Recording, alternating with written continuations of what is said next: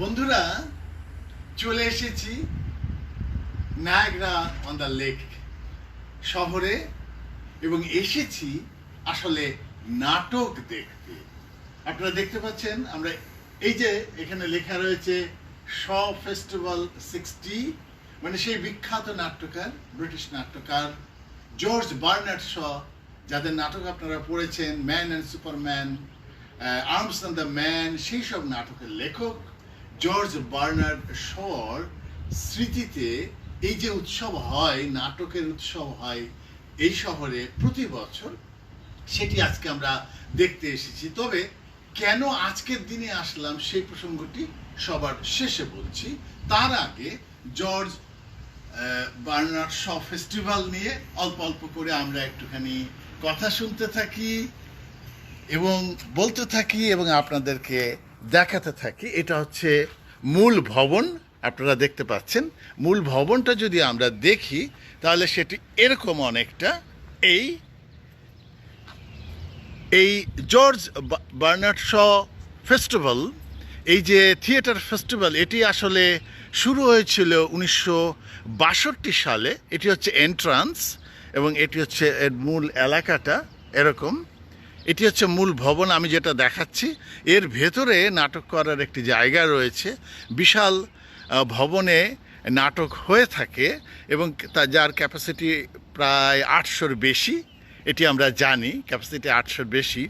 এবং প্রকৃতপক্ষে এই হলটি আমরা দেখেছি যে 1973 সালে এই হলটি এই নাটকের জন্য ব্যবহৃত হতে শুরু হয়েছিল। আমরা কথা বলতে বলতে একটু চারপাশ দিয়ে ঘুরি। এখনই ভেতরে ঢোকা যাবে না, কারণ আমাদের সময় এখন মাত্র 11:15 বাজতে যাচ্ছে এবং এর নাটকের শো শুরু হবে 12টার সময়। তখন প্রকৃতপক্ষে ওরা খুলে দেবেন দর্শনার্থীদের জন্য। তখন আমরা ভিতরে যে আরেকবার একটা লাইভ দিয়ে দেখতে পারবো যে, এবং আপনাদেরকে দেখাতে পারবো যে কি কি আছে সেখানে। তো যেটা বলছিলাম যে 1962 সালে কয়েকজন নাট্যকর্মী তারা আসলে এখানে নাটক করা শুরু করেন এবং প্রথমে যখন তারা নাটক করা শুরু করেন, তারা হয়তো একটু শয়ের নাটকের ব্যাপারে বেশি আগ্রহী ছিলেন। সে কারণে তারা বার্নার্ড শর নাটক নিয়েই কাজ করতে শুরু করেন। 2টি নাটক প্রথম বছর তারা করেছিলেন এবং তারপরে যেটি দাঁড়ায় সেটি হচ্ছে সেই নাট্য দলটি তারা ক্যানাডার বিভিন্ন শহরে গিয়ে নাটক করতে শুরু করেন। বিভিন্ন, যেমন আমাদের বাংলাদেশে আমরা দেখি যাত্রার দলগুলো বিভিন্ন শহরে যায়, সেরকম করে তারা গোছগাছ করে বিভিন্ন শহরে যেতেন এবং নাটক দেখাতেন।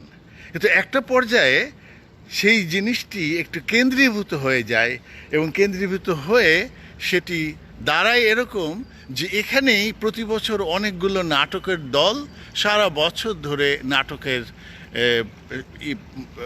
নাটক নিয়ে কাজ করেন, নাটক মঞ্চায়ন করেন, প্রদর্শন করেন।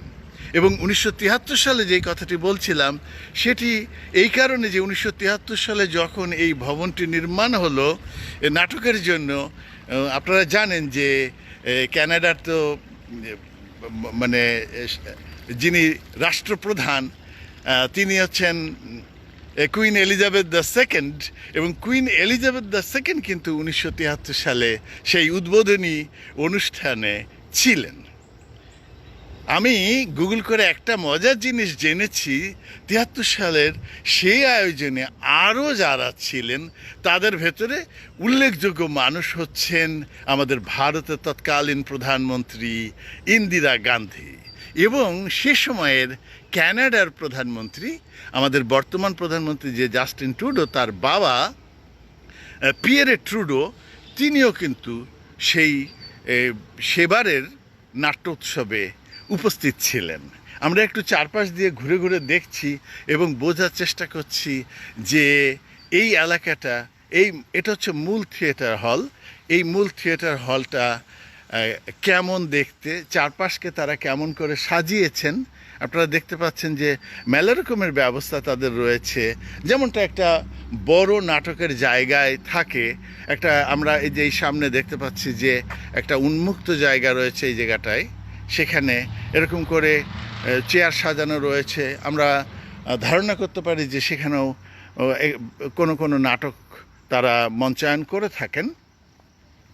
এবং আরও যেটা বলছিলাম যে এই যে কুইন এলিজাবেথের কথা, কুইন এলিজাবেথ আমি হিসেব করে দেখলাম যে কুইন এলিজাবেথ এ পর্যন্ত কানাডা সফরে এসেছেন মোট 20 বার, এবং সব শেষবার তিনি যখন আসেন সেটি হচ্ছে 2010 সালে সব শেষবার। এবং আমাদের টরন্টো শহরে, যে শহরে আমরা নিজেরা থাকি, আমাদের অনেক বাঙালি বন্ধু থাকেন, তারা যে শহরে থাকেন সেই শহরে তিনি মোট 7 বার এসেছেন। এবং এই বার্নার্ড শ নামে যে শ ফেস্টিভ্যাল, এই শ ফেস্টিভ্যালের এবারে সবচেয়ে গুরুত্বপূর্ণ যেই কথাটি, সেই কথাটি আমি এখন একটুখানি ইঙ্গিত দিয়ে চলে যাব, কারণ আমরা আরেকটি জায়গায় যাব এবং সেখানে যে নতুন করে আবার লাইভ দেব আপনাদেরকে, যারা আগ্রহী বন্ধু তারা দেখবেন।